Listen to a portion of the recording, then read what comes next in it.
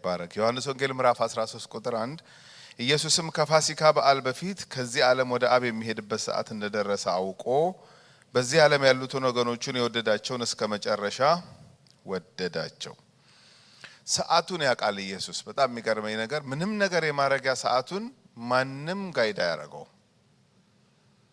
የምን ሰዓት እንደሆነች በደንብ ያውቃል።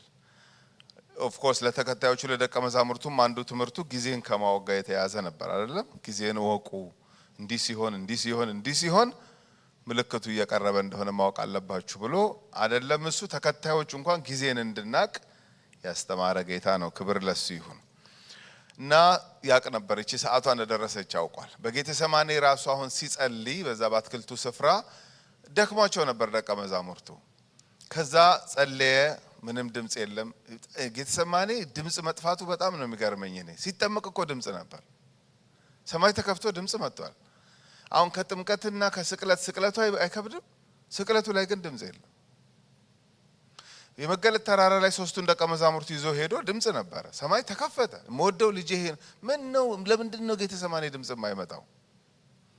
ያውም 3 ጊዜ አባቱን እየለመነው አባቶይ ብትወድስ እቺ ጽዋ ከኔ ትለፍ፣ ግን ያንተ ፈቃድ እንጂ የኔ ፈቃድ አይሁን። አባቱ ደግሞ የመጨረሻውን ነው የሚሰማው። ጸሎቱ አንድ አረፍተ ነገር ነው። ከአረፍተ ነገር ውስጥ ግማሹን አይሰማውም፣ ግማሹን አይሰማውም። ኢኔሴንስ ምንም አይሰማውም ሳይሆን የመጨረሻውን ነው እሺ የሚለው ማለት ነው። ብትወድስ እቺ ጽዋ ከኔ ትለፍ። እቺ ጽዋ ከሱ ካለፈች አንዳችንም አንተርፍም። በጣም ፔንፉል ስለሆነ ነው ይሄን ጸሎት የሚጸልይ። ግን ያንተ ፈቃድ እንጂ የኔ ፈቃድ አይሁን። 3 ጊዜ ይሄን ከጸለየ በኋላ ምንም ኦደብል ድምጽ የለም። ግን ደቀ መዛሙርቱ ሰዓቲቱ ደርሳለች ኑ እንሂድ አለ ይላል። ሰዓቱን በደንብ ነበር የሚያውቀው። ምን የማድረጊያ ሰዓቱ እንደሆነ ማንም አድቫይዝ አያረጋውም ነበር። አሁን ዮሐንስ ወንጌል ምዕራፍ 13 ላይ አወቀው ሰዓቱን። በቃ ወደ መጨረሻው እየተቃረበ ነው ማለት ነው። ለ3 ዓመት አብሯቸው ፋሲካን አክብሯል። እቺ 3ኛዋ ፋሲካ ግን ኮምፕሊትሊ የተለየች ፋሲካ እንደሆነች አውቋታል።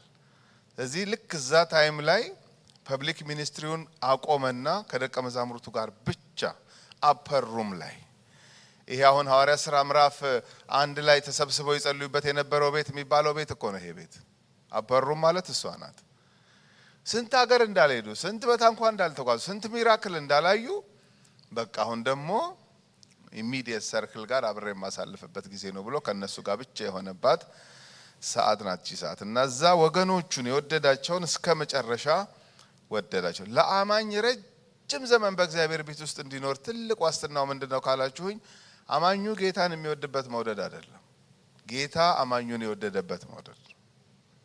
የኛ በጣም ነው የሚዘበራረቀው። አንዴ በጣም ሀይ እንሆናለን፣ አንዴ ሎው እንሆናለን። ብዙ አይነት ነው እንግዲህ ህይወት፣ ብዙ ውጣ ውረድ አለው።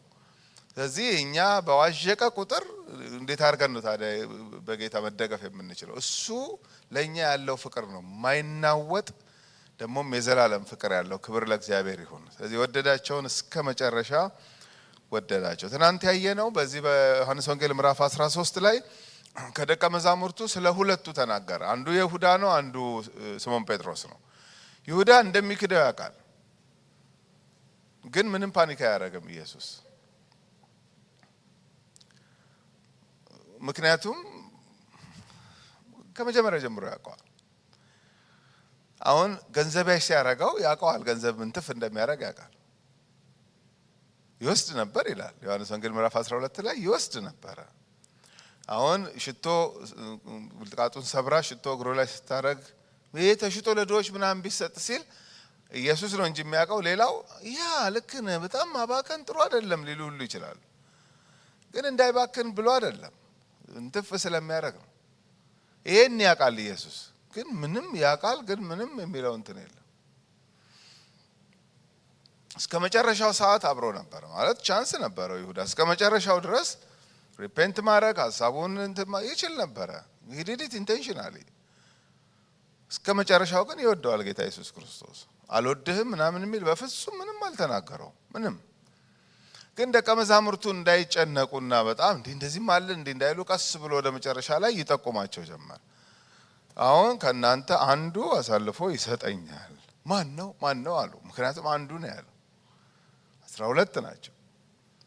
ከዛ ቀስ ብሎ በምልክት ለዮሐንስ አሁን አጥቅሽ የምሰጠውን በደንብ ይኸው እሱ ነው ብሎ አጥቅሶ ሰጠው። ዮሐንስም ምንም የወሰደው እርምጃ የለም። ትናንትም ብያለሁ፣ ጴጥሮስ ቢሆን ጆሮውን ነው የሚቆርጥለት። በቃ ጴጥሮስ አይችልም እንደዚህ አይነት ነገር፣ በጣም ፈጣን ነው። ቀስ ብሎ ለዮሐንስ ነገር። ስለዚህ እሱ ባለበት ድባብ ውስጥ ነው አሁን ያችን እንግዲህ እየጠቆማቸው ያለው። የሚቀጥለው የጴጥሮስ ኬዝ ነበረ። እስካሁን ስትከተሉ ይኖራችኋል 3 ዓመት ተኩል። እቺ 3 ቀን ተኩል ግን በጣም ታፍነች ለእናንተ እና አሁን ወደሚሄድበት ልትሄዱ አትችሉም ሲል ሁሉም ዝም ብሏል። ጴጥሮስ ግን ይከነክነዋል። በቃ ለምንድን እስካሁን ተከትያለሁ፣ ብዙ ውሃ ላይ እንኳን ተራብጃለሁ፣ ምን አሁን ለምንድን ነው የመጨረሻውን ማልከተልህ አለው። አሁን አትችልም፣ ወደፊት ትችላለህ አለው። ወደፊት እያለ ትንቢት ነበር የሚነግረው።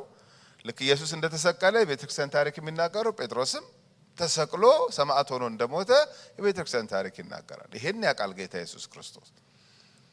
ወደፊት ትችላለህ፣ አሁን ግን አትችልም አለ። ዝም አይልም። እሺ እንደዚህ ከተባለ አይልም፣ ጴጥሮስ አይልም ማለት አልገባኝ። ለምንድን ነው ቆይ ወደፊት ምናምን በቃ እስካሁን ተከትዬሃለሁ፣ ምን አዲስ ነገር አለ? እቺ 3 ቀን ከ3 ዓመትና ከ3 ቀን አሁን 3 ዓመት አይበዛም? 3 ቀን ምንድን ነው ይላል። 3 ቀን ታፍ 3 ቀን ነው ከፊቱ ያለው።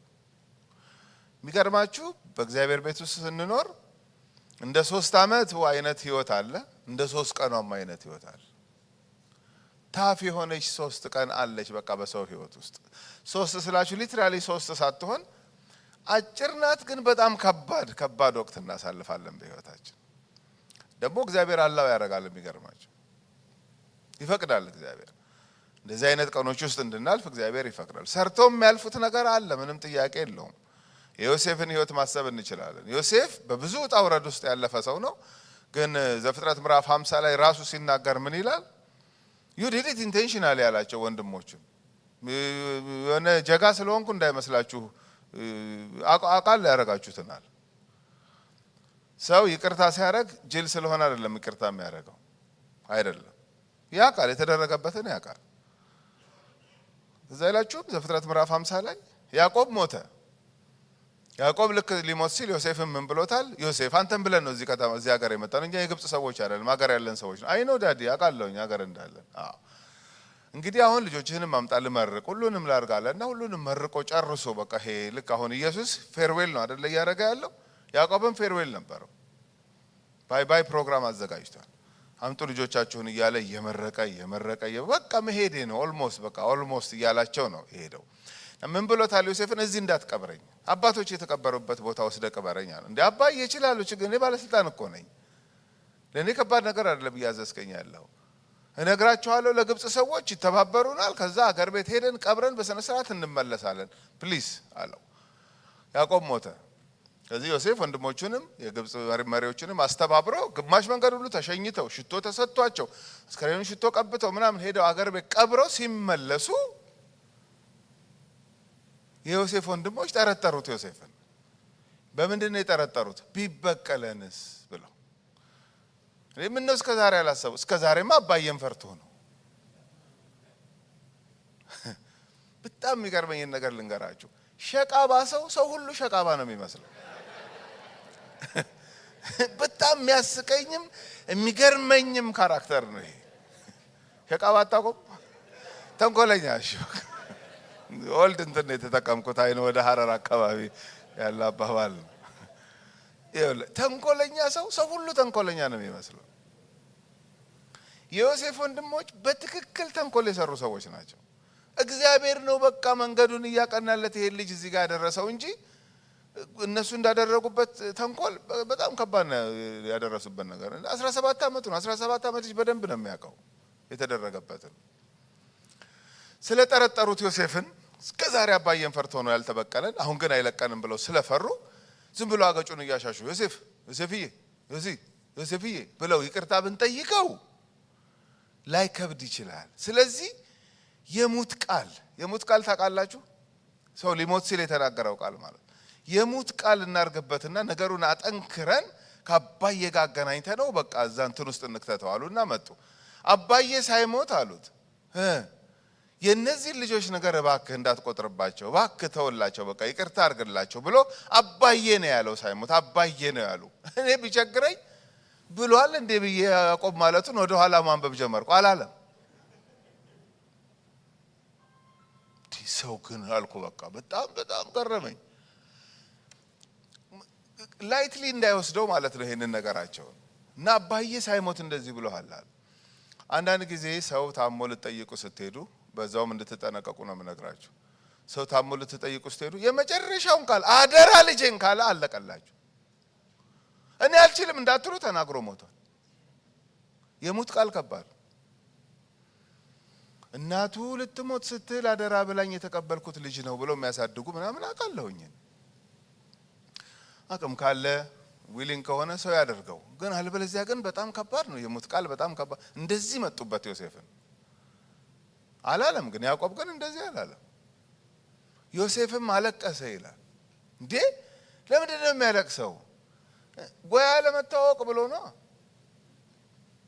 አታቆኝም ማለት ነው ያለው። በቃ እናንተ የሚመስላችሁ እስከ ዛሬ ድረስ በሆዴ ሆዴን ይዤ ቀን እየጠበቅኩ ልበቀላችሁ ምናምን እያልኩ መሰላችሁ እናንተ? እና ያዕቆብን አባዬን ፈርቼ ነው እኔ ያኛውን አባዬን ፈርቼ ነው። ክብር ለእግዚአብሔር ይሁን። እኔ ነገሬን ከሱ ጋር ነው የማያይዘው። እስር ቤት ሲከቱኝ ምን ሲሉኝ እኔ አሁን ፈርዖን ጋር ራሱ ተጠርቼ ሲሄድ እኔ ያለ ጥፋቴ እስር ቤት ስበሰብስ ዝም ብለህ አንተ ህልም ስታያስጠራኸኝ ብዬ አውቃለሁ። የኔ ኬዝ ፈርዖን እጅ ነው ያለው አይደል? የኔ ኬዝ እግዚአብሔር እጅ ነው ያለው።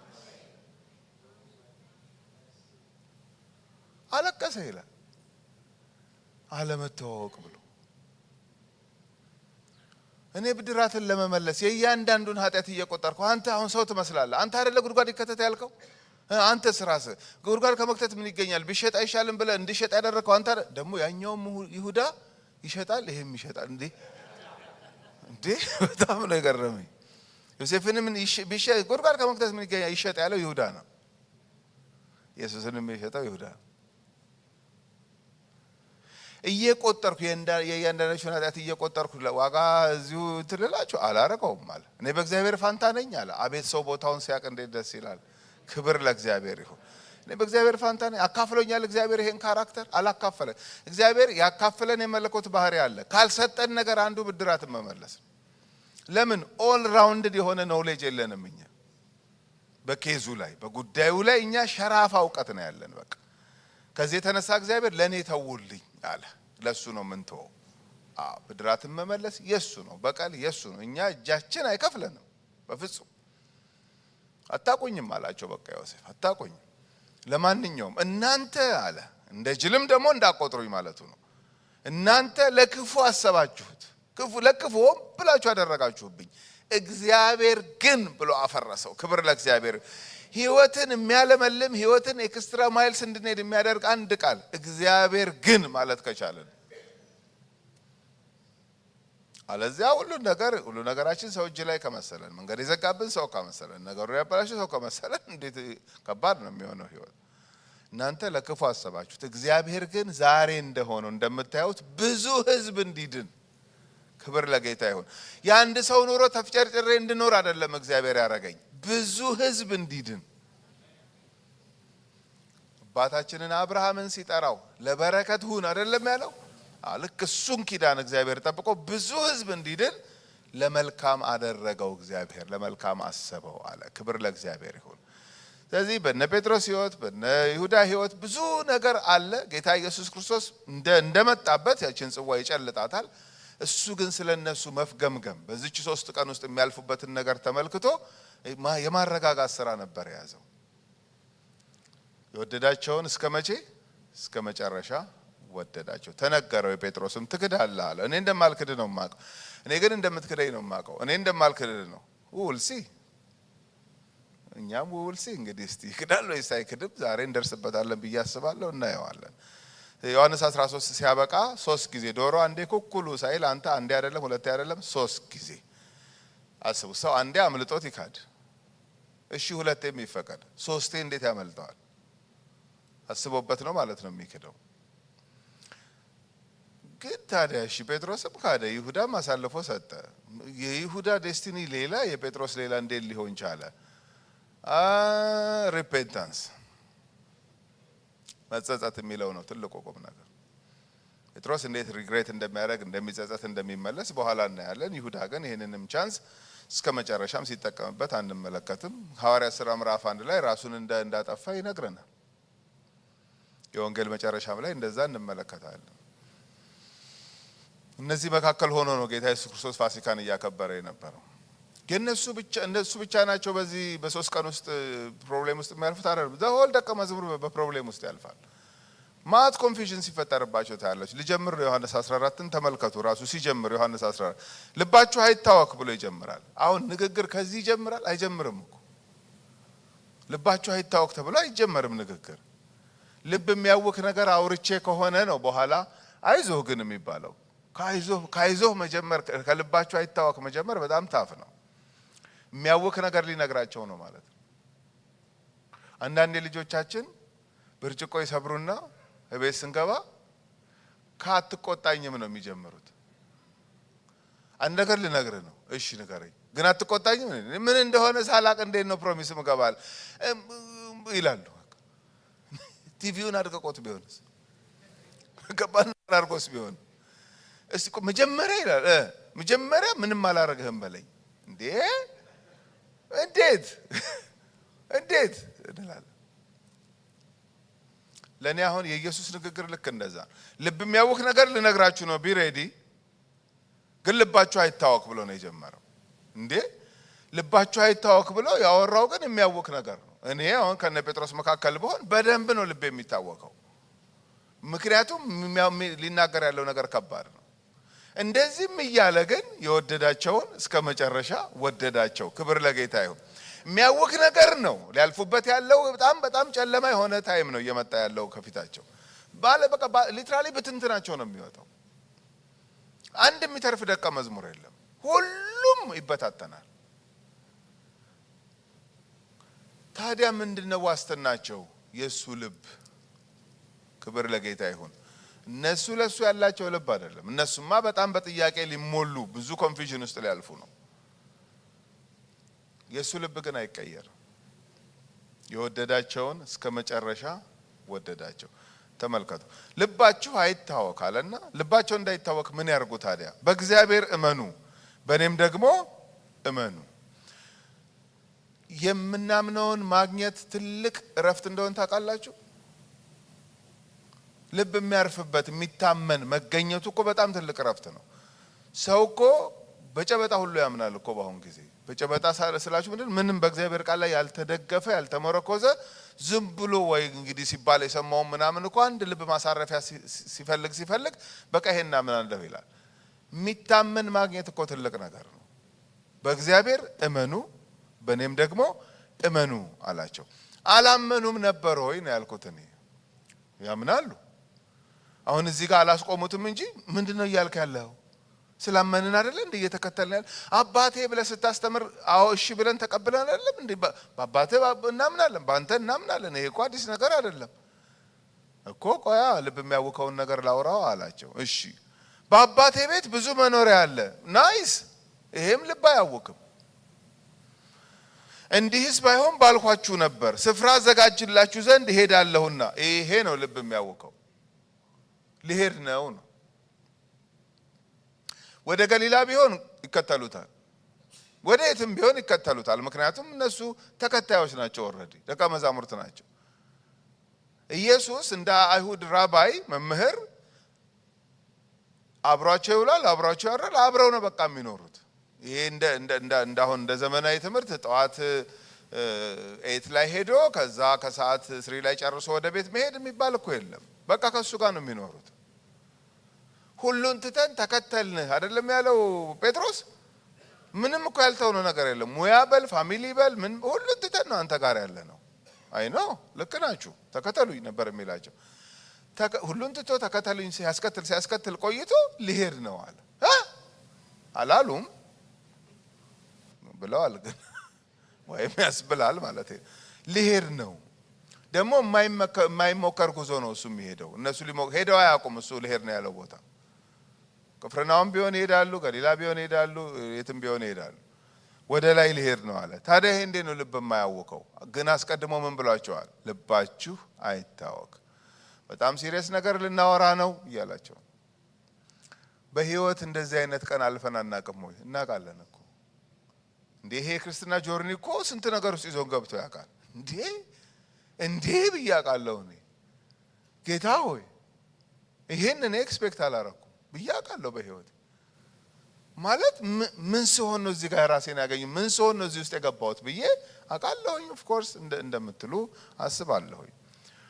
ስለዚህ ስፍራ ባባትም ብዙ መኖሪያ አለ እንዲህ ባይሆን ባልኳችሁ ነበር። ስፍራ አዘጋጅላችሁ ዘንድ እሄዳለሁና ሄጄም ባዘጋጅላችሁ እኔ ባለሁበት እናንተ ደግሞ እንድትሆኑ ሁለተኛ እመጣለሁ፣ ወደ እኔም እወስዳችኋለሁ። እመጣለሁ የሚለው ደስ ይላል። እሄዳለሁ የሚለው ግን ከባድ ነው። አሁን ለደቀ መዛሙርቱ ትልቅ ፈተና ነው። አናምነውም እንዳይሉ የታመነ ነው። በዚህ 3 ዓመት ውስጥ የታመነ ነው። ምግብ የለም ሲባል በታምር አብልቶ ያውቃል። ብዙ ነገር ያውቃሉ። ከሱ እጅ ያገኙት ብዙ ነገር ምን ይዋጣቸው ነው። አሁን ሊሄድ ነው የሚለው በጣም ያውካል። እመለሳለሁ የሚለው በጣም ደስ ይላል። ግን ምንድነው ያየው እዚህ ውስጥ ካላችሁኝ የሚሄድበት ሪዝን ራሱ ከእናንተ ጋር የተያያዘ ነው። ምን ማለት ነው? የወደዳቸውን እስከ መጨረሻ ወደዳቸው ማለት ይሄ ነው። የእናንተ ቢዝነስ የኔ ቢዝነስ ነው። ክብር ለጌታ ይሁን ማለት የሚሄደው ከእናንተ ጋር በተያያዘ ነው። ልንቆራረጥ አይደለም። አሁን ልሄድ ነው የምላችሁ የኔና የእናንተ ነገር ሊያበቃ ልንቆራረጥ አይደለም። እንደውም በእናንተ ኬዝ ነው የሚሄደው አለ። ክብር ለጌታ ይሁን። ለእናንተ በአባቴ ዘንድ ብዙ መኖሪያ ስፍራ ስላለ ለእናንተ ስፍራ ለማዘጋጀት ነው የሚሄድ። ይሄድና ደግሞ ተመልሼ እመጣለሁ ከዛስ እወስዳችኋለሁ። እንደዚህም እየተባሉ ግን ለኛው ኬዝ ነው። አዎ አለ ቦታ አለ። አንቆራረጥም እንዴ? እንዴት አድርጎ ነው የምንቆራረጠው? በቃ እኮ የዘላለም ፍቅር እኮ ነው ለእናንተ ያለኝ ፍቅር። ዶንት ወሪ አልተባባሉ። ጥያቄ በጥያቄ ነው የሆኑት። እንዲህ አይደለም ወይ ህይወት? ዛሬስ ቢሆን ከእጁ ስንት ነገር ተቀብለን ብዙ ምን መሰክረው ነገር እያለን ግን አንዳንዴ እንዲህ አይነት 3 ቀን አለ በህይወታችን ፍቅሩን እንድንጠራጠር የሚያደርጉ የህይወት ጎዳናዎች አሉ በህይወታችን ውስጥ ልባችንን ስብር የሚያደርግ ነገር ሲያጋጥመን ማለት ነው። ታዲያ ምንድነው መድኃኒቱ ካላችሁኝ ድርቅ ብሎ የወደዳቸውን እስከ መጨረሻ ወደዳቸው የሚለውን መያዝ ብቻ ነው። ክብር ለእግዚአብሔር ይሁን። በእውነት ነው የምላችሁ ድርቅና ያስፈልጋል በክርስትና ህይወት ውስጥ። ድርቅ ማለት በቃ ችክክ ማለት ነው ቃሉ ላይ ማለት ነው። እኔ የማልፍበት መንገድ እግዚአብሔር የሚወደው ሰው የሚያልፍበት አይመስልም። ግን ብለን ማፍረስ አለብን ያንን ነገር። እናንተ ለክፉ አሰባችሁብኝ እግዚአብሔር ግን ብሎ አይደል ያፈረሰው? በቃ ቴዎሎጂ እኮ ነው ያዳነው። this is ቴዎሎጂ እኮ። እናንተ አሁን የኔን ህይወት መቀመቅ መክተት የምትችሉ መስሏችሁ ነበር። አልቻላችሁ። you did it intentionally። እግዚአብሔር ግን ክብር ለእግዚአብሔር ይሁን። እንደዚህ ካልተባለ ህይወት እንዴት ነው የሚገፋው? አይቻልም። የሱ ፍቅር ስለማይለወጥ ነው እስካሁንም ድረስ በቤቱ ያለ ነው። የኛ ማአት ጊዜ ተቀያይሯል። በጣም ብዙ ጊዜ ተቀያይሯል። አይዟችሁ ልባችሁ አይታወክ፣ ስፍራ ላዘጋጅላችሁ ነው የሚሄደው፣ ተመልሼ ደግሞ ሁለተኛ እመጣለሁ ከዛ ወስዳችኋለሁ ሲላቸው ይሄው ቁጥር 4 ወደምሄድበትም ታውቃላችሁ መንገዱንም ታውቃላችሁ ሲል ቶማስ ከ12ቱ ተመልከቱ እንግዲህ በቃ ስማቸው ሊዘረዘር ነው ከዚህ በኋላ። የይሁዳ ኬስ ተነስቷል ምዕራፍ 13። የጴጥሮስ ኬስ ተነስቷል። አሁን ደግሞ ቶማስ ተነሳ። ደግሞ ቶማስ ያው ብዙ ጊዜ በተጠራጣሪነቱ ምናምን ነው የምናየው። ግን እኮ ቶማስ ቤተክርስቲያን ታሪክ ሲናገር ኢንዲያን እኮ በወንጌል እኮ ያረሰ ሰው ነው። ዛሬ ግን ሲፍገመገም ነው የምናየው። ልንፍገመገም እንችላለን። ጌታ ግን እስከ ዘላለም እንደወደደን ማወቅ አለብን። የወደዳቸውን እስከ መጨረሻ ወደዳቸው።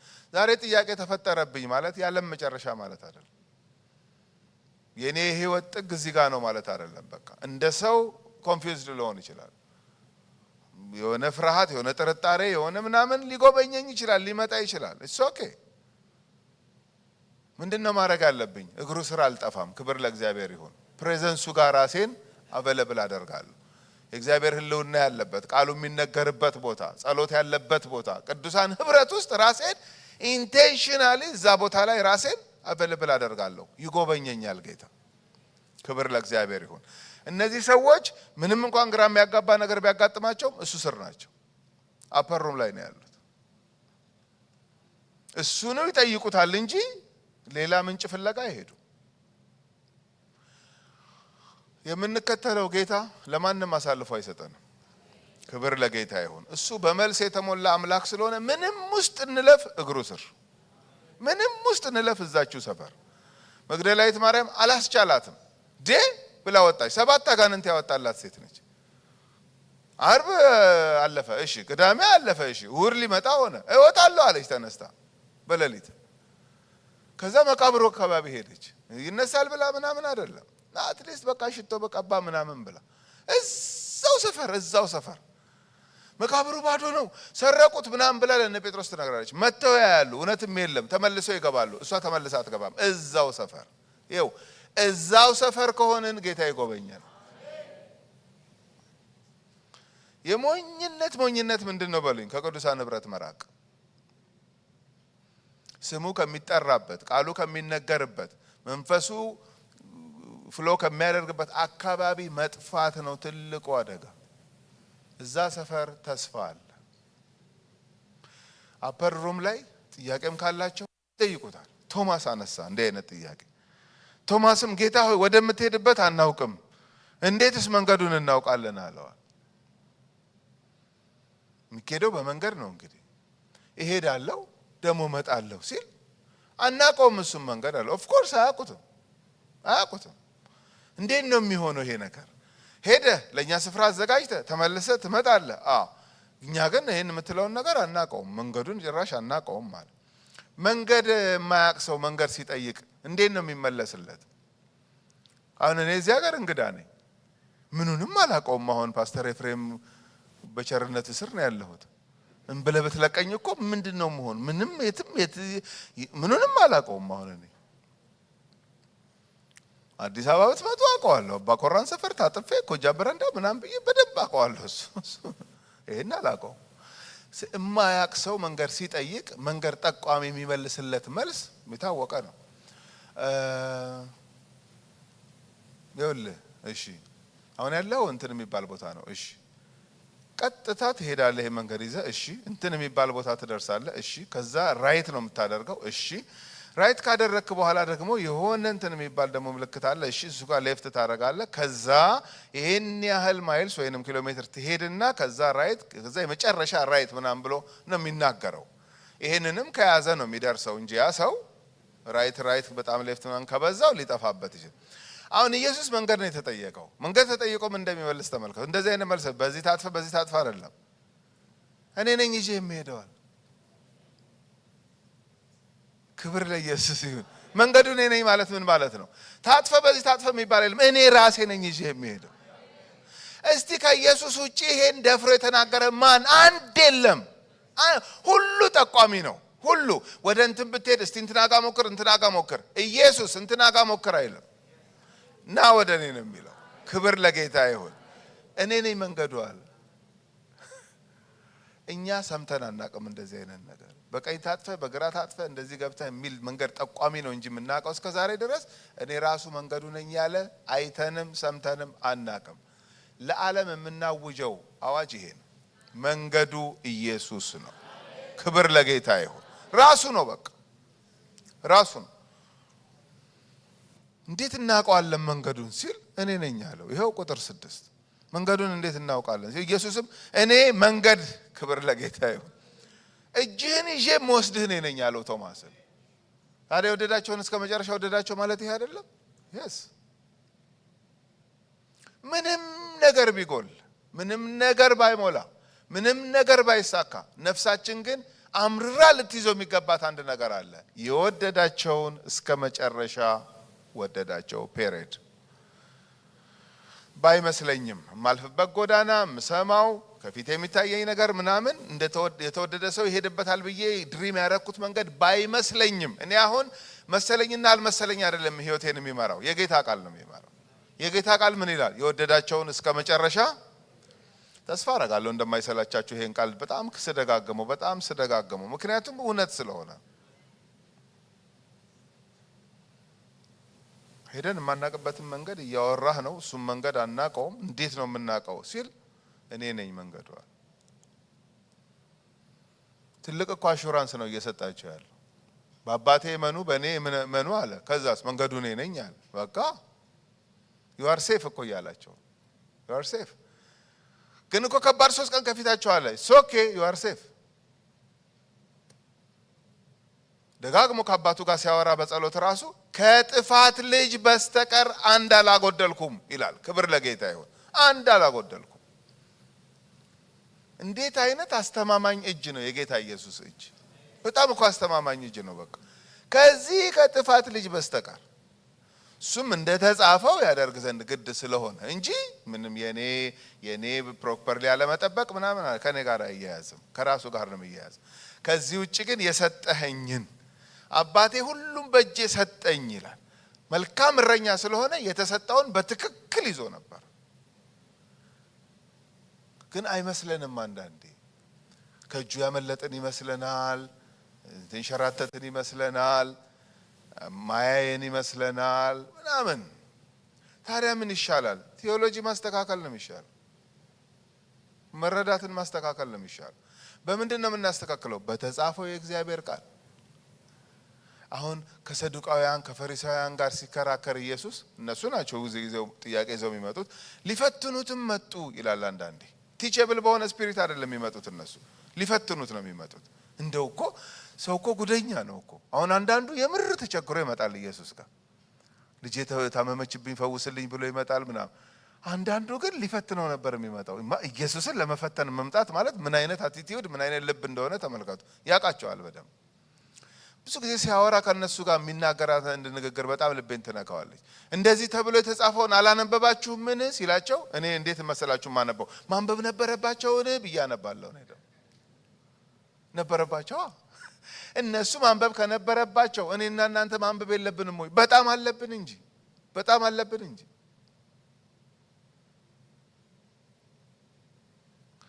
አንድ ቀን ደበቅ ብዬ የማነብባት መጸለይባት አንድ ቢሮ አለችኝ። እያነበብኩ እየጸለይኩ በጣም ባህር ሆነብኝ። የእግዚአብሔር ቃል ማለት በጣም ጥልቅ ብዙ ሆነብኝ። ከዛው በተንበረከኩበት በቃ እምባዬ ሁሉ መጣ። ጌታ ሆይ ቃልህን ሳላውቀው ልሞት ነው አልኩኝ። ከብዛቱ የተነሳ ማለት ነው። በጣም ሰፊ ነው፣ በጣም ባህር ነው፣ በጣም ጥልቅ ነው። እና ደግሞ እኔ የማውቀው ደግሞ ትንሽ ነገር ነው። ከዛ እድሜን አሰብኩት። እንግዲህ እግዚአብሔር ቢፈቅድልኝ ብኖር ብዬ ያው ተለቅ አረኩት እንደምንም። እሱ ነው የሚያኖረኝ። ግዴ ለማትጨነቁ እናንተ ብቻ ረዘም አረኩትና እንደው ብኖር አልኩና በደንብ ረዘም አድርጌ ሁሉ ሳስበው አይበቃም፣ ይሄ ለማወቅ አይበቃም። ሐዘን መታኝ። በቃ ሐዘን አዘንኩኝ። ቁጭ አልኩ በቃ ወንበሬ ላይ አልኩ። በቃ እንደው አይበቃም አልኩ። በቃ አይበቃም፣ ይሄን ለማወቅ አይበቃም በቃ ብዬ አንድ በጣም የምንወዳት ጓደኛችን አለች፣ ደወለች። ለካ በዛ ሙድ ውስጥ ነው ያለሁት እና ሳወራት ድምጼ ሁሉ ልክ አይደለም። ምን ነው የምላት? ምን ሆነሃል አለች። ኧረ ምንም አልሆንኩም። ኖ የሆነ ነገርማ ሆነሃል እንዴ፣ ያንተ ድምጽ አይደለም። ምንድን ነው የሆንኩት ብዬ ሳስብ ይሄ ነው የሆነው። ከዛ ነገርኳት። አይ እባክሽ እንደው እንደ ነገር አሳዝኖኝ ነው። ምን ደረሰብህ? ምን ሆንክ? አይ መጽሐፍ ቅዱስን ሳላውቀው መሞቴ ነው አልኳት። ምን ማለት ነው አስረዳኝ አለችኝ። ያው እግዚአብሔር ቢያኖረኝ ይሄን ያህል እድሜ ቢያኖረኝ ብዬ አሰብኩኝ። ያንን እድሜ ሳስበው እና የመጽሐፉን ባህሪ ሳስበው ምኑንም ሳላውቀው እንደምሞት አወቅሁ። አንተ እንደዚህ ካልክ ነው ምን ልበል አለች። አይ የኔን ነው ተይ እንትን ውስጥ አትግቢ፣ ካልኩሌሽን ውስጥ አትግቢ፣ እኔ ራሴን ነው አልኳት። ለምንድን ነው የምነግራችሁ?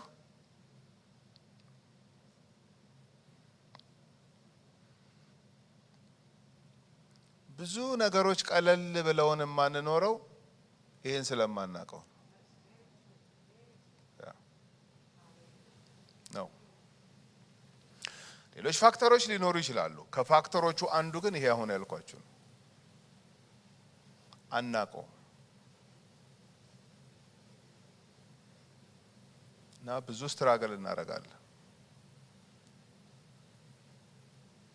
አንዳንዱ ደግሞ ክሬዲት የሌለው ሰፈሪንግ ነው። የሚያሳዝነው ነገር ቀን ጠብቆ ጌታ ለኔ ስትይ እማይለን ማለት ነው። በቃ የእግዚአብሔርን ቃል ፕሮፐርሊ ካለማወቃችን የተነሳ ሰፈር ብናደርግ ምንም ክሬዲት የለውም መጨረሻ ላይ። ለኔ ብለሽ አይልም ጌታ፣ ለኔ ብለህ አይልም። እንዲሁ ነው በቃ ሰፈር ያደረግ ነው ማለት። ጌታ ኢየሱስ ክርስቶስ ቃል ነበር የሚነግራቸው፣ ይነግራቸው።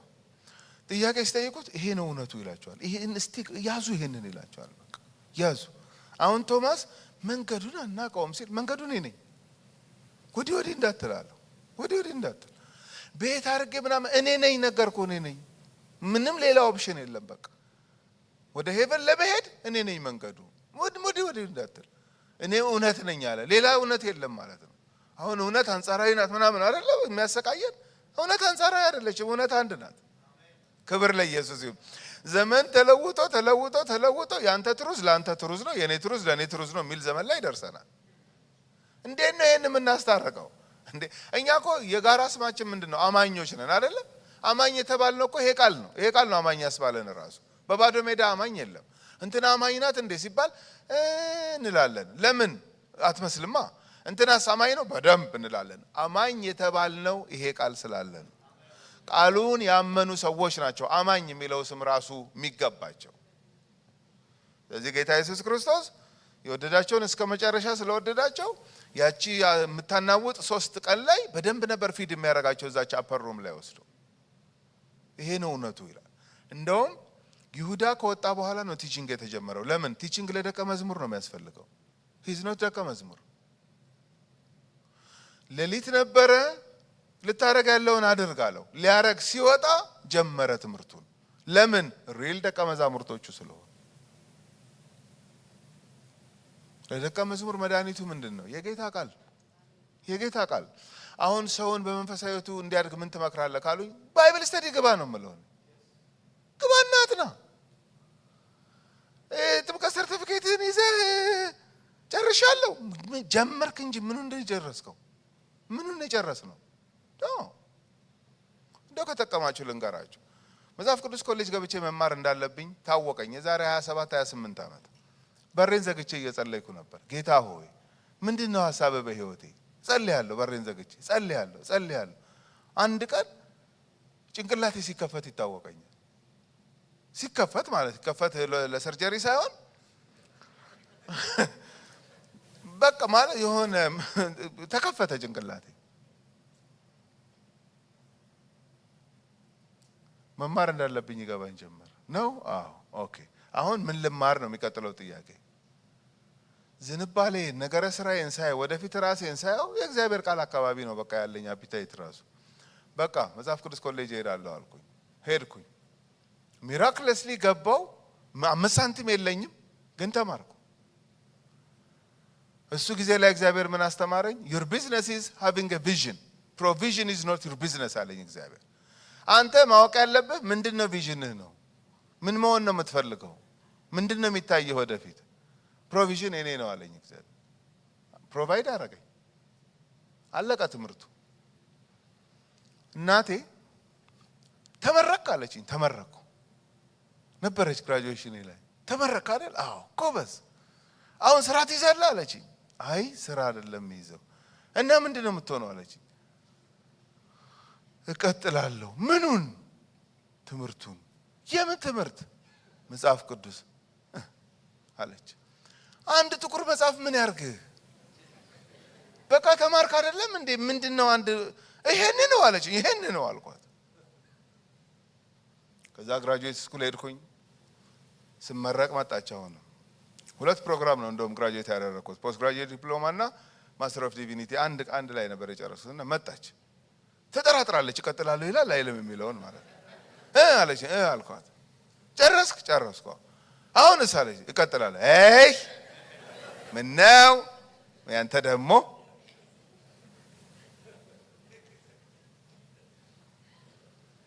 እዛ ደግሞ አሜሪካ ሊሄድ ነው ልማር አልኳት። ተጠራጥራ ምኑን አለች።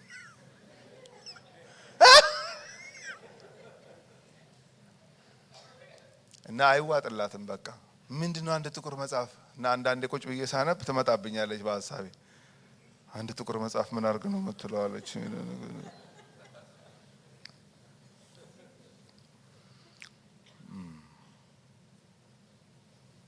እግዚአብሔር አፒታይታችንን ይክፈተው።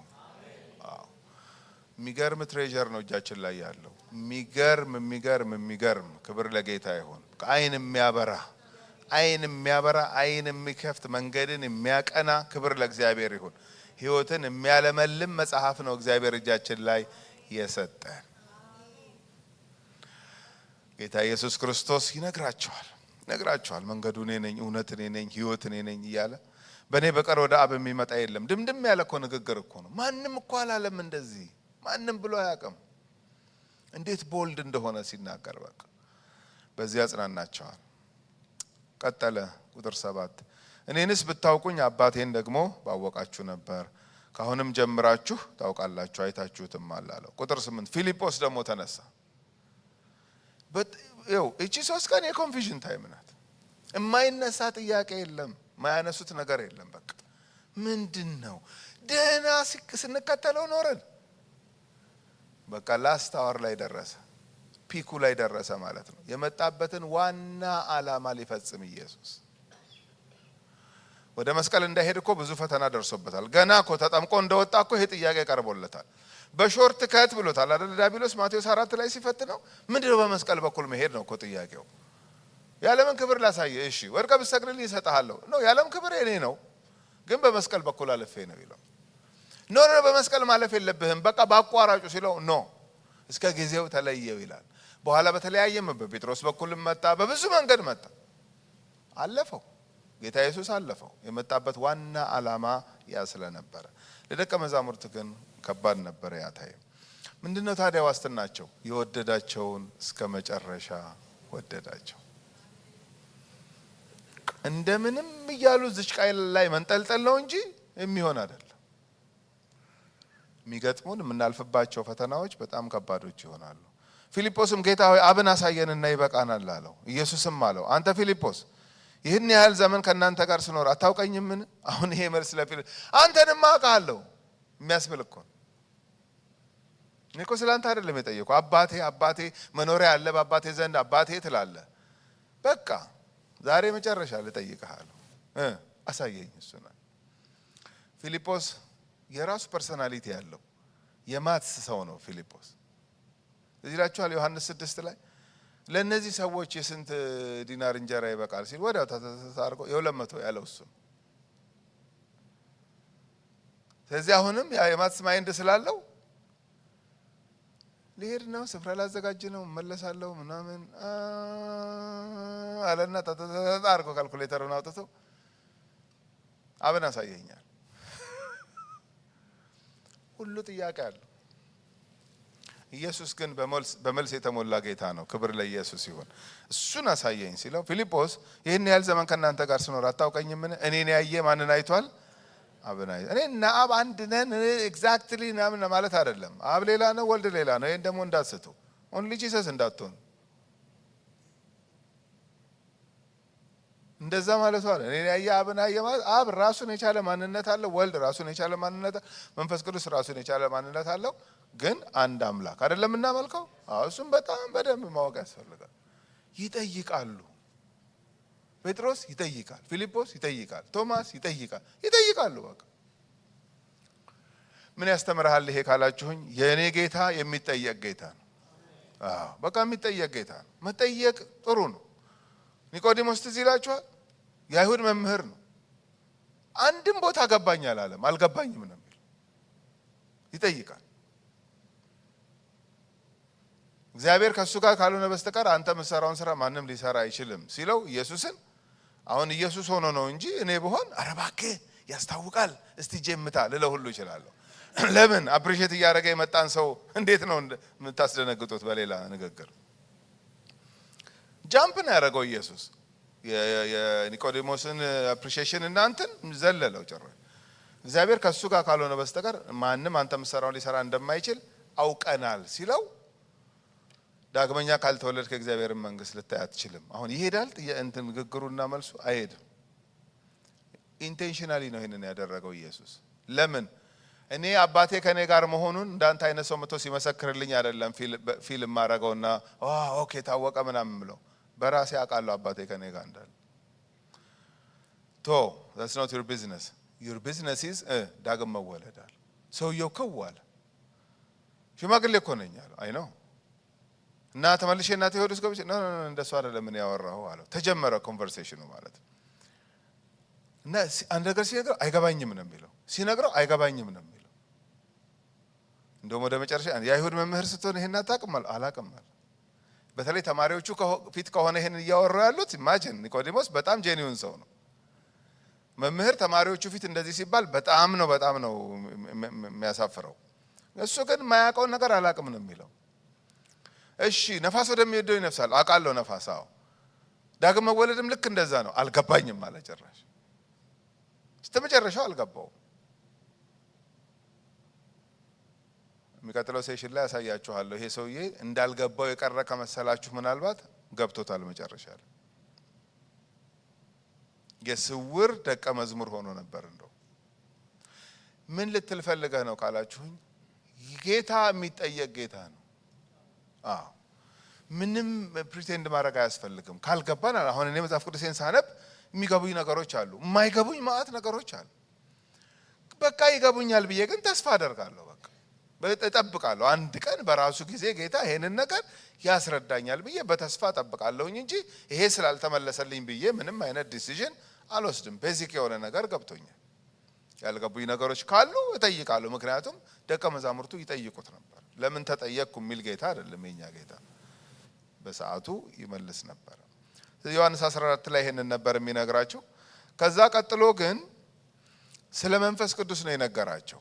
እኔ አሁን መንፈስ ቅዱስን በተመለከተ ብዙ ክርክሮች፣ ብዙ አለመግባባቶች ምናምን ይኖራል።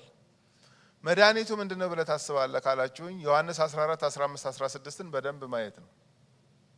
ሶስቱ ምዕራፎች መንፈስ ቅዱስ ሲመጣ ይሰራል የተባለውን በጣም ዲቴይል ዝርዝር ባይሆንም ግን ጀነራል የሆነ ነገር ኢየሱስ የተናገረባቸው ምዕራፎች እነዚህ ሶስት ምዕራፎች ናቸው።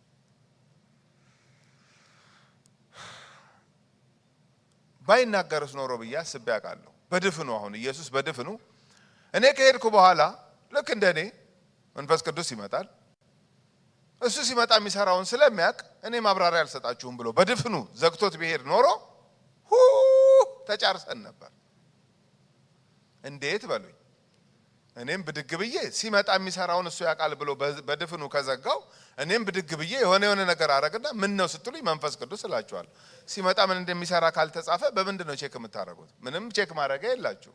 ሌላውም ሰው ይነሳና የሆነ ነገር ያረግና ምን ነው ስንለው እንደውም ለማደናገር በእንግሊዝኛ ሆሊ ስፒሪት ይለናል። ኦ ሆሊ ስፒሪት ኦኬ። እንግዲህ ሆሊ ስፒሪት ሲመጣ እንደዚህ ከሆነ የሚያደርገው እንግዲህ ምን ይደረጋል? ከሆሊ ስፒሪት ጋር አረጋጭ መቀበል ነው ልንል ነው ማለት ነው። ተነግሮም እንኳን አልተስማማንም። ሳይነገር ደግሞ እንዴት ይብስ እንደነበረ አስቡት። መንፈስ ቅዱስ ሲመጣ ምን እንደሚያደርግ የተወሰነ ነገር ተናግሯል እነዚህ ሶስት ምዕራፎች ላይ። ለእውነተኛ ደቀ መዝሙር የሚሰጥ የእግዚአብሔር ስጦታ ስለሆነ ክብር ለጌታ ይሁን። የእግዚአብሔር ስጦታ ስለሆነ ይሁዳ ከወጣ በኋላ ነው ስለ ሆሊ ስፒሪት ራሱ የተነገረ። ጄኒውንሊ ኮንቨርትድ የሆነ አንድ ሰው አንድ አማኝ እግዚአብሔር በስጦታ የሚሰጠው ስጦታ ምንድን ነው? ልጁን ይሰጠዋል። ከዛስ መንፈሱን ይሰጠዋል፣ ቃሉን ይሰጠዋል። ክብር ለእግዚአብሔር ይሁን። ምን ያልሰጠን ነገር አለ? የኛ አምላክ እኮ በጣም ሰጪ እኮ የሆነ አምላክ ነው። በጣም በስጦታ የሚያምን አምላክ ነው። በቃ ሰጠን። እኔ እሄዳለሁ ወደ አባቴ ምን ሊውጠን ነው ሳይሉ ገና ሳይሉ ወላጆች እንደሌላቸው ልጆች እንዲሁ ብትን አድርጌያቸው አውላላ ሜዳ ላይ ትቻችሁ አልሄድም። እኔ ካልሄድኩ አጽናኙ መንፈስ ወይንም ወደ እውነት የሚመራው መንፈስ አይመጣም። እኔ በሞት በኩል ሄጄ ግሎሪፋይድ ሆኜ ሲሄድ መንፈስ ቅዱስ ደግሞ ወደ እናንተ ይመጣል ብሎ ነገራቸው። መንፈስ ቅዱስ ለአማኝ የሚሰጥ ስጦታ ነው። በበዓለ 50 ቀን አሁን እዚህው አፐር ሩም ላይ ነው እየተጸለየ ያለው። በዓለ 50 እቺ አፐር ሩም እኮ ብዙ ነገር እኮ የተቀያየረበት ቦታ የላችሁም? አፐር ሩም ሊኖረን ይገባል። እውነቴን ነው የምላችሁ። የሆነች እኮ ስፖት እኮ ታስፈልገናለች። አሁን ልክ ያዕቆብ ከጌታ ጋር ታግሎ ሰውነቴም ድና ቀረች አይደለም ያለው? እንደዛ አይነት ቦታ እኮ ያስፈልገናል። ጌታ እየመጣ እኛን የሚነካበት እኛን የሚጎበኝበት ቦታማ በደንብ ያስፈልገናል። እቺ አፐሩም ማአት ነገር የተቀየረ በእግራቸው እኮ ማአት ቦታ ሄደዋል። በታንኳ በምን ሚራክል አይተው ምናምን በቃ የፐብሊክ ሚኒስትሪ አብቅቶ ለካ ከኢሚዲየት ሰርክል ጋር ወደ አፐሩም የሚወጣበትም ታይም አለ። እዛ ውስጥ ኃይል ሳትቀበሉ ከኢየሩሳሌም እንዳትወጡ አላቸው። እሺ ብለው ጠበቁ። ተሰብስበው እየጸለዩ ያሉ 120 ሰዎች ሆነው ነው መንፈስ ቅዱስ በእነሱ ላይ ወረደ። ስለዚህ ኢየሱስ የሚታመን ጌታ አይደለም፣ የሚታመን ጌታ። ጠብቁ አላቸው፣ ጠበቁ። መጣ። ግን እኮ ኢየሩሳሌም 2 ቦታ ነበር ጸሎት የሚደረገው። በዓለ 50 ሲከበር አንዱ የፕሮግራሙ ይዘት ምንድነው? ፕሬየር አለው። በመቅደስ እየተጸለየ ነው፣ አፐሩም ላይም እየተጸለየ ነው። መንፈስ ቅዱስ ኢየሩሳሌም ከተማ እንዳለ ወረደ አይልም። ምን ነው? እዛ እኮ እየተጸለየ ነው። አማኞች አይደሉም እነሱ። ቤተ መቅደስ ውስጥ የሚጸልዩት በዓለ 50 ሊያከብሩ የመጡ ጂው አይሁድ ናቸው እንጂ አማኝ አይሁድ አይደሉም። አማኝ ማን ነው? አፐሩም ላይ ያለው 120 ሰው ለይቶ 120 ሰው ላይ ለምን ወረደ? መንፈስ ቅዱስ ለአማኝ ብቻ የሚሰጥ የእግዚአብሔር ፕሪሺየስ የሆነ ስጦታ። ክብር ለእግዚአብሔር ይሁን። ለዚህ ነው ወጥተው ለውጥ ማምጣት የቻሉት አማኞች ናቸው። ቃሉን ተቀብለዋል፣ በክርስቶስ አምነዋል፣ ዳግም ተወልደዋል። መንፈስ ቅዱስ በእነሱ ላይ መጥቷል፣ ኃይል ለብሰዋል። የትኛውም ከተማ ካለ ኃይል ጋር ፋይት ለማድረግ የሚችሉበት አቅም ተሰጥቷቸዋል። ክብር ለእግዚአብሔር ይሁን። ዮሐንስ 14 15 16 መንፈስ ቅዱስ ሲመጣ ይሰራል የተባለው በዝርዝር የተጻፈባቸው ምዕራፎች ስለሆኑ ሁልጊዜ እንደ ሪፈረንስ ወደዛ መሄድ አለብን። ዩኒክ ቻፕተሮች ናቸው። ኤኒ ታይም መንፈስ ቅዱስን በተመለከተ የሆነ ጥያቄ ሲፈጠር የሆነ ሀሳብ ሲመጣ ሂዱ ወደ ዮሐንስ 14። አሁን ዮሐንስ 14 ላይ ከተናገረው ነገር አንዱ ዓለም ሊያየውም ሊያውቀውም የማይችል እናንተ ግን ለዘላለም በውስጣችሁ ሊኖር የተሰጣችሁ። ክብር ለእግዚአብሔር ይሁን። አሁን አንዳንዴ ከዓለማውያን ጋር ፉክክር ያምረናል። እነሱ እንትን አለ እኛም አለን፣ እነሱ እንትን አለ እኛም አለን። አንደርስባቸው የትና የት ጥለውን ሄደዋል። ለድርድር የማይቀርብ ግን በፍጹም አያውቁትም። ይፍን ምን እንደሆነ እንኳን አያውቁትም። ለምን? ዳግም ያልተወለደ ሰው ሊረዳው አይችልም። ይሄንን ሊያዩትም ሊያውቁትም የማይችሉት እኛ ግን 3 ቀን 4 ቀን ሊቆይ አይደለም፣ ለዘላለም። ለምን አላነበውም? ቁጥር 15 እና 16 እኮ ነው ዮሐንስ ወንጌል ምዕራፍ 14 ብትወዱኝ ትእዛዜን ጠብቁ፣ እኔም አብን እለምናለሁ ለዘላለምም ከእናንተ ጋር እንዲኖር ሌላ አጽናኝ ይሰጣችኋል። እርሱም ዓለም የማያየውና የማያውቀው ስለሆነ ሊቀበለው የማይቻለው የእውነት መንፈስ ነው። ነገር ግን ከእናንተ ዘንድ ስለሚኖር በውስጣችሁም ስለሚሆን እናንተ ታውቃላችሁ። ክብር ለእግዚአብሔር ይሁን። ፈርተዋል። በጣም አስደንጋጭ ታይም ነው እያሳለፉ ያሉት። ግን የሚገባላቸው ፕሮሚስ በጣም አሜዚንግ ፕሮሚስ ነው። ይታዘዛሉ። ብትወዱኝ ትእዛዜን ጠብቁ ሲላቸው ምን ማለት ነው? እኔ ወደድኳችሁን እስከ መጨረሻ ወደድኳችሁ። ምንድነው ምላሹ? መውደድ ነው። አንደኛ ዮሐንስ ምዕራፍ 4 ቁጥር 16 ጀምሮ ስትመለከቱ አስቀድሞ እሱ ወዶናልና እኛ ደግሞ በምላሹ ምን እናደርገዋለን? እንወደዋለን። በደንብ ጌታን የሚወድ ሰው ማን ነው ካላችሁኝ፣ በደንብ እንደተወደደ ያወቀ ሰው ነው። ከመሬት ተነስቶ ጌታ መውደድ አይቻልም አይልም መጽሐፍ ቅዱስ እንደዚህ አያስተምርም። እሱ አስቀድሞ ምን አድርጎናል? ወዶናል። እኛ በምላሹ ምን እናደርገዋለን? ፕሮፐርሊ ጌታን ለመውደድ ፕሮፐርሊ እንዴት እንደተወደድኩ ማወቅ ነው የኔ ስራ። ጌታን መውደድ ካቃተን እንዴት እንደወደደን ነው ማወቅ ያቃተን። የዛ ኢፌክት ነው። ልድገመው። ጌታን በቅጡ መውደድ ካቃተኝ እኔ የምን ችግር ነው ካላችሁኝ፣ እንዴት እንደወደደኝ ያለማወቅ ችግር ነው። ምላሽ ነው። እሱ አስቀድሞ ወዶኛል፣ ከዛስ እኔ ወደዋለሁ ከሆነ ጉዳዩ እንዴት እንደተወደድኩ ለማወቅ ዲግ የማድረግ የቤት ስራ ነው የተሰጠኝ ማለት ነው። ለመወደድ ማልበቃ ሆኜ እንዴት እንደወደደኝ በደንብ ማየት አለብኝ ማለት ነው። ስለዚህ ያ መንፈስ ፕሮሚስ ተገባላቸው። ዮሐንስ 14 15 16 እንዳለ ከዚህ ጋር የተያዘ በየመካከሉ አንዳንድ ትምህርቶች አሉት። ግን ሞር ትኩረቱ ምንድነው? ጠብቁ ነው። በቃ ይሰጣችኋል፣ ይሄ መንፈስ ይሰጣችኋል፣ ወደ እውነት ይመራችኋል፣ ሊመጣ ያለውን ይነግራችኋል፣ ዓለምን ስለ ኃጢአት ይወቅሳል፣ እናንተም ትመሰክራላችሁ፣ መንፈስ ቅዱስም ይመሰክራል። ኢቫንጀሊዝም ላይ ትልቅ ስራ አለው። ዲሳፕል ማድረግ ነገር ላይ ስራ አለው። ኢምፓወር ማድረግ ላይ ብዙ ነው ስራው መንፈስ ቅዱስ ሲመጣ። እውነትም ሐዋርያት ሥራን ሳጠና ምን ተማርኩኝ? ኃይል ሳይለብሱ ቢሄዱ ኖሮ እነዛ ከተሞች ምን ይውጣቸው ነበር ነው ያልኩት። እንዳለ የሄዱበት ከተማ የተተበተበ እንደሆነ ታውቃላችሁ። አሁን አንዳንዱ ከተማ ጠንቋይ ነው፣ ቀጥታ ፌስ ያደረጉት ሄደው። አሁን እነ ሰርጊዮስ ጳውሎስ የሚመሩት ከተማ ጠንቋይ፣ በሪያሱስ የሚባል ጠንቋይ ከሰርጊዮስ ጳውሎስ ጀርባ ነበር፣ ከሀገረ ገዢው ጀርባ ጠንቋይ አለ። እንዴ ጠንቋይ ከጀርባ አድርጎ ነው ሀገር ሲመራ የነበረው ነው ያልኩት። አዎ ጠንቋይ ከጀርባ አድርጎ ሀገር ይመራል። እዛ ነው እነ ጳውሎስ የደረሱት። ጳውሎስና በርናባስ ልክ ሲገቡ ከጀርባው ጠንቋይ አለ፣ ሀገረ ገዢ አለ። ምንድናችሁ አላቸው። እኛ የወንጌል ሰባኪዎች ነን፣ ከዚህ ነው የመጣ ነው። የአንጾኪያ ቤተክርስቲያን ሚሽነሪ አርጋ ጾም ጸሎት ይዛ የለየችንን አገልጋዮች ነን ምናምን ብለው ነው። አዎ ምንድነው የምታገለግሉት? የጌታን ቃል እስቲ ንገሩኝ። ልክ መናገር ሲጀምር ጠንቋዩ ቢዝነሱ ሊመታ ሆነ። ይከላከላቸዋል። አገረ ገዢው መስማት ፈልጓል፣ ጠንቋዩ ደግሞ እንዳያወሩ ፈልጓል። መንፈስ ቅዱስም ባይለብሱ እንዴት አድርገው ነው ዊን የሚያደርጉት? መጨረሻ ጳውሎስ አንተ አለው ጠንቋዩን። አሁን እኔ ሳነባው ነው እንደ ሞቅ አድርጌ የማነባው። እናንተ አሁን በጣም ትሁቶች ስለሆኑ ጳውሎስም አንተ አለው ብላችሁ ታነቡ። እንደዚህ አይነበብም። እንደዚህ አይነት ቃል ሞቅ ተደርጎ ነው አንተ ተብሎ ነው የሚነበብ።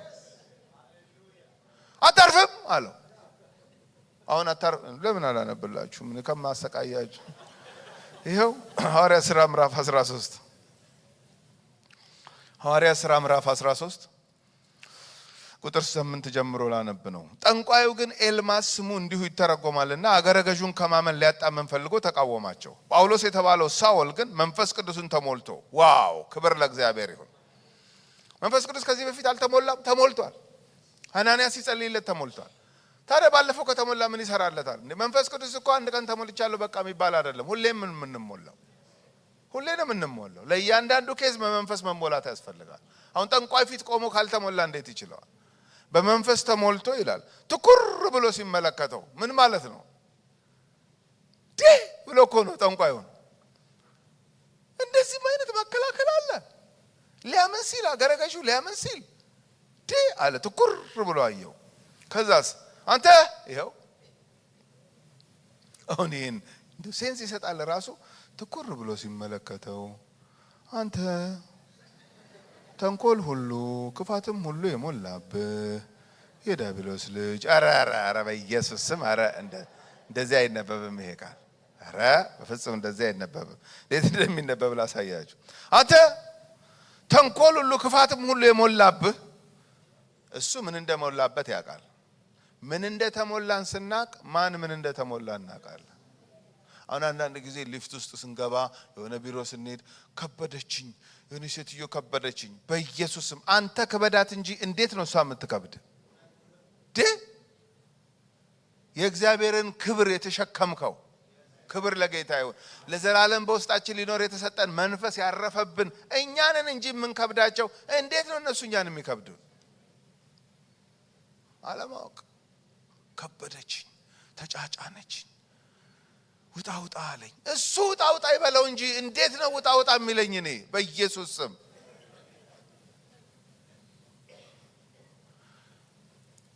ሁለቱም ተሞልተዋል። አይገርምም? አሁን ይሄ የምታዩት ህዝብ ተሞልቶ ነው የሚኖር። ምንድነው የሞላው ነው ጥያቄ። በመንፈስ ተሞልቶ አየውና አንተ ተንኮል ሁሉ ክፋትም ሁሉ የሞላብህ። በስመ አብ ወልድ መንፈስ ቅዱስ። አንዱን መንፈስ ይሞላዋል፣ አንዱን ተንኮል ክፋት ይሞላዋል። በቃ ማይሞላ የለም እዚህ ምድር ላይ። የዲያብሎስ ልጅ የጽድቅም ሁሉ ጠላት የቀናውን የጌታን መንገድ ከማጣመም አታርፍም። ምን አሽጎደጎደበት እኮ በቃ ራሱ። ይሄ እኮ በቃ የሚያስደነግጥ እኮ ንግግር ነው እኮ። ያውም አገረገዢው ፊት። አገረገዢው እኮ ዋና አድቫይዘሪ ብሎ ይዞት እኮ የሚዞረው ሰው።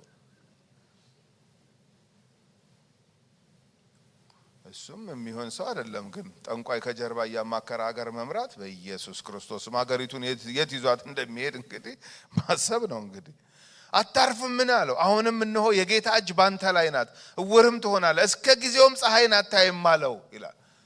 ምን ማለት ነው? ይሄ ሆልድ አረገው ማለት ነው። አገልግዬ እስክጨርስ ይሄን ሰውዬ ሆልድ አድርጌሃለሁ አለው። ይሄም ኦቶሪቲ ነበረው ማለት ነው። የስ መሪ የተባለው ሰውዬ ገረገዡን ይመራል የተባለው ሰውዬ መሪ ፈላጊ ሆነ ራሱ። ወይኔ ጉዴ፣ ወይኔ ጉዴ፣ ወይኔ ጉዴ፣ ወይኔ ጉዴ። አዎ በመንፈስ የተሞላ ሰው እንደዚህ ነው ወይኔ ጉዴ የሚያስብለው። ግራ ገባው። ሆልድ አድርጌሃለሁ ትንፍሽ እንዳትል ቀጠለ አገልግሎቱን። በኋላስ አገረገዡም ከተደረገው ነገር የተነሳና ከጌታ ትምህርት የተነሳ አመነ። ከሁለቱም ያስፈልጋል። ፓወር ዲሞንስትሬሽንም ያስፈልጋል፣ ቲቺንግም ያስፈልጋል። ክብር ለእግዚአብሔር ይሁን። አመነ ይላል። ከሁለቱም ነገር የተነሳ አመነ ይላል።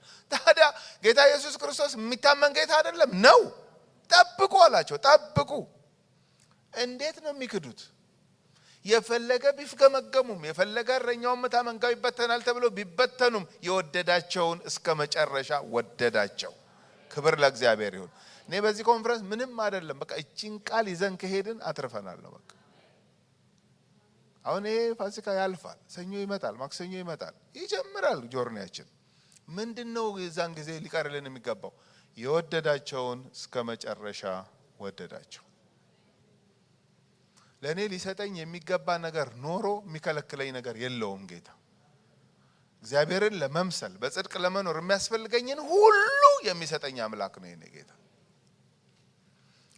ተሰጣቸው መንፈሱ። ሄዱ በየከተማው። ፊልጵስዩስ ሄዱ። ፊልጵስዩስ ደግሞ ሟርት ነው። እንዲህ ተከፋፍለውታል እኮ ርኩሳን መናፍስቶች ከተማውን ተከፋፍለውታል በቃ።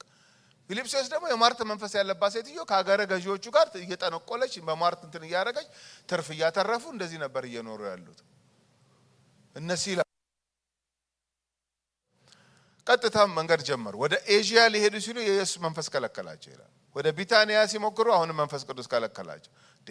ዛሬ ደግሞ ጌታ መከልከል ብቻ ነው እንደያዘው ምንድን ነው ብለው ሲያስቡ ወደ መቄዶንያ ተሻግረህ እርዳን የሚል ሰው ወዲያው በራእይ ያየ ይላል ጳውሎስ። እግዚአብሔር ጂኦግራፊካል ዊል እንዳለው ታውቃላችሁ? የቦታ ፈቃድ የሚባል አለው እግዚአብሔር። ምድርና ሞላ እግዚአብሔር ናት፣ እንደፈለኩ ብምነሸነሽስ? አረ እንደዚህ የሚባል ትምህርት የለም። መምነሽነሽ አይቻልም። እግዚአብሔር ጂኦግራፊካል ዊል አለው ለሰው ልጆች። አሁን የዛን ቀን መሄድ ሞከሩ። ወንጌልን ለፍጥረት ሁሉ ስበኩ እስከ ዓለም ዳርቻ አዳርሱ ያለው ራሱ ነው። ሊያዳርሱ ሲሉ ደግሞ ይከለክላቸዋል። ምን ማለት ነው? የእግዚአብሔር አጠቃላይ ፈቃድ ወንጌል ለዓለም እንዲደርስ ነው። በዛን ሰዓት ግን እነዚህ አገልጋዮች እንዲሄዱ የፈለገው ጌታ ወደ መቄዶንያ ዋና ከተማ ወደ ፊልጵስዩስ እንጂ ኤዥያም አይደለም ቢታንያም አይደለም። ከለከላቸው ይላል። ጌታ መዝጋት ብቻ አይደለም መክፈትም ያቀበታል። ሲዘጋ አወቁ፣ ሁለተኛም ሲዘጋ አወቁ፣ ሲከፈትም ግን አወቁ። አንዳንዴ ሰማለሁኝ ዘጋጋብኝ ጌታ። እውነት? አዎ። ስንት ጊዜ ይሄው እስካሁን ዘግቶታል። የዘጋውን ካየሽ የከፈተውን እንዴት አላየሽ? that's my question። ሲዘጋ ብቻ ነው የምናውቀው። ግልጽ ነው ሐሳቡ። ዘጋባቸው፣ እሺ፣ ዘጋባቸው፣ እሺ፣ ከፈተላቸው።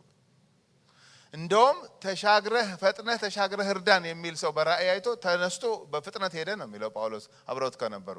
ሲገቡ ግን ሟርት ነው የጠበቃቸው። ሟርት የተበተበውን ሀገር በመንፈስ ቅዱስ ኃይል ካልሆነ እንዴት አድርገው ነው የሚችሉት? አይችሉትም። ዊና አደረጉ እዛም። ክብር ለእግዚአብሔር ይሁን። ግሪክ ሲሄዱ ፍልስፍና ነው እንዳለ የተቆጣጠረው። እዛ ደግሞ መልኩ ብዛቱ የየሀገሩ። ኤፌሶን ሲሄዱ አስማት ነው። ያ የአስማት መጽሐፍ የተቃጠለው የአስማት መጽሐፍ ማለት ነው። ስለዚህ ረጅም ጎዳና ከፊታቸው እንዳለ ስለሚያጌታ በዚች አፐሩም ላይ ምንድነው እያዘጋጃቸው ያለው? እመኑኝ ነው በቃ እያላቸው ያለው። አይ ቲንክ የጌታ ድምጽ ይሄ ነው ለዚህም ጉባኤ። እመኑኝ እሰራለሁ። ክብር ለእግዚአብሔር ይሁን። እመኑኝ ነው በቃ እመኑኝ እሰራለሁ። እመኑኝ ነው የሚለው። ከፈለጋችሁ ላሳያችሁ እችላለሁ። ዮሐንስ ወንጌል ምዕራፍ 14 ላይ ቁጥር 1 ራሱ በእግዚአብሔር እመኑ በእኔም ደግሞ እመኑ። ቁጥር 11ም አብን በእኔ እንዳለ እመኑኝ። በቃ እመኑኝ፣ ውደዱኝ፣ እመኑኝ፣ ውደዱኝ ነው ትምህርቱ። ለምን? እሱ የወደዳቸውን እስከ መጨረሻ ስለወደዳቸው። እንጸልይና ብሬክ አድርገን ደግሞ በኋላ እንቀጥላለን።